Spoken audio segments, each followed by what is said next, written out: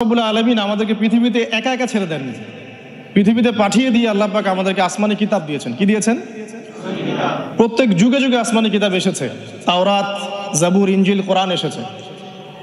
আগেকার আসমানি কিতাবগুলো কি এখন চলবে না চলবে না? আগেকার আসমানি কিতাবগুলো কি এখন চলবে না চলবে না?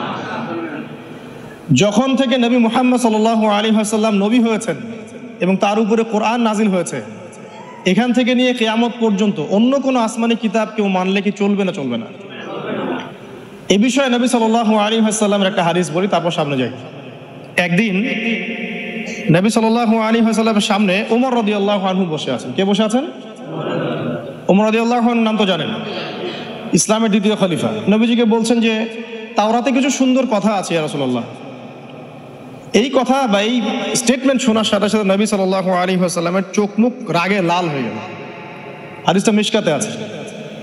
রাগে লাল হয়ে নবী সাল্লাল্লাহু আলাইহি ওয়াসাল্লাম বলছেন যে ইয়া ওমর, হে ওমর, তুমি আমার সামনে তাওরাত পড়ছো? জেনে রাখো, লাউ কানা মূসা হাইয়ান, যদি মূসা আলাইহিস সালাম এখন জীবিত থাকতো। তাওরাত কার উপর নাজিল হয়েছে? মূসা। তাওরাত পড়ছো আমার সামনে, তাওরাত যার উপর নাজিল হয়েছে সেই মূসা আলাইহিস সালাম যদি জীবিত থাকতো এখন, ফাত্তাবা'তুমুহু, আর তোমরা আমাকে বাদ দিয়ে তার অনুসরণ করতে, ওয়া তারাকতুমুনি, আমাকে ছেড়ে দিতে, লা দালালতুম আন সাওয়াইস সাবিল, তাহলে তোমরা অবশ্যই পথভ্রষ্ট হয়ে যেতে। তাওরাত পড়ছো, এখন যদি মূসা আলাইহিস সালামও জীবিত থাকতো আর তোমরা আমাকে বাদ দিয়ে নবী মূসার অনুসরণ করা শুরু করতে, তোমরা অবশ্যই জাহান্নামী হয়ে যেতে। লাউ কানা মূসা হাইয়ান, যদি মূসাও জীবিত থাকতো এখন, আবার যদি জীবিত করা হয় আলাইহিস সালাম, লাত্তাবা'নি, অবশ্যই তাকে আমার অনুসরণ করতে হবে। কথা কি বুঝতে পারছেন? এই কারণে শেষ জামানা যখন ঈসা ইবনে মারইয়াম আসবেন, তিনি নতুন কোনো শরীয়ত নিয়ে আসবেন না। কি নিয়ে আসবেন? তিনি মুহাম্মদ সাল্লাল্লাহু আলাইহি ওয়াসাল্লামের অনুকরণ রূপেই পৃথিবীতে আসবেন ইনশাআল্লাহ। তো আল্লাহ পাক আমাদেরকে দিয়েছেন আল কোরআন, এবং কোরআন এর ব্যাখ্যা হচ্ছে হাদিস। নবী সাল্লাল্লাহু আলাইহি ওয়াসাল্লাম বিদায় হজের ভাষণে বলেছেন, এই হাদিসটা খুব ভালো করে মনে রাখবেন। তিনি বলেছেন যে তারাকতু ফিকুম আমরাইন, আমি তোমাদের মাঝে মাত্র দুটা বস্তু ছেড়ে যাচ্ছি। কয়টা বস্তু? দুটা বস্তু।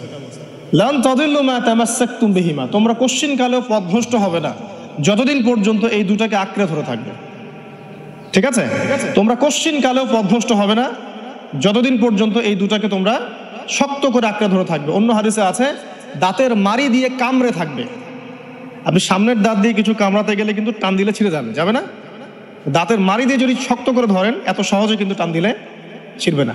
এই জন্য নবীজি বলছেন সাল্লাল্লাহু আলাইহি ওয়াসাল্লাম দাঁতের মাড়ি দিয়ে কামড়ে ধরে থাকবে কোরআন এবং সুন্নাহকে। সেই দুটো বস্তু কি? নবী সাল্লাল্লাহু আলাইহি ওয়াসাল্লাম বলছেন, একটা হচ্ছে কিতাব আল্লাহ, আল্লাহ পাকের কিতাব, মানে কি? আল কোরআন।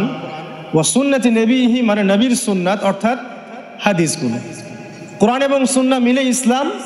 এই ইসলামটাই হচ্ছে আল্লাহ রাব্বুল আলামিনের মনোনীত সর্বশেষ দিন, সর্বশেষ টেস্টিমেন্ট। মানে আদম আলাইহিস সালামও তো মুসলিম ছিলেন, নূহ আলাইহিস সালামও মুসলিম ছিলেন, ঈসা আলাইহিস সালাম, মূসা আলাইহিস সালাম, ইব্রাহিম আলাইহিস সালাম, এই যে লক্ষ লক্ষ নবী রাসূল, তারা মুসলিম ছিলেন না? সবাই মুসলিম ছিলেন, কিন্তু সর্বশেষ যে বিধিবিধানগুলো আল্লাহর পক্ষ থেকে এসেছে সেটা কি? কোরআন এবং সুন্নাহ এবং ইসলামের এই নতুন রূপটা, সর্বস্বীকৃত সর্বনতুন যে রূপটা, এটা কিয়ামত পর্যন্ত থাকবে ইনশাআল্লাহ। তো ইসলাম চির প্রাচীন এবং চির নতুন, চির আধুনিক। আমরা কি বুঝাতে পারছি? এখন এই ইসলামটা কি পরিবর্তনযোগ্য? উত্তর না।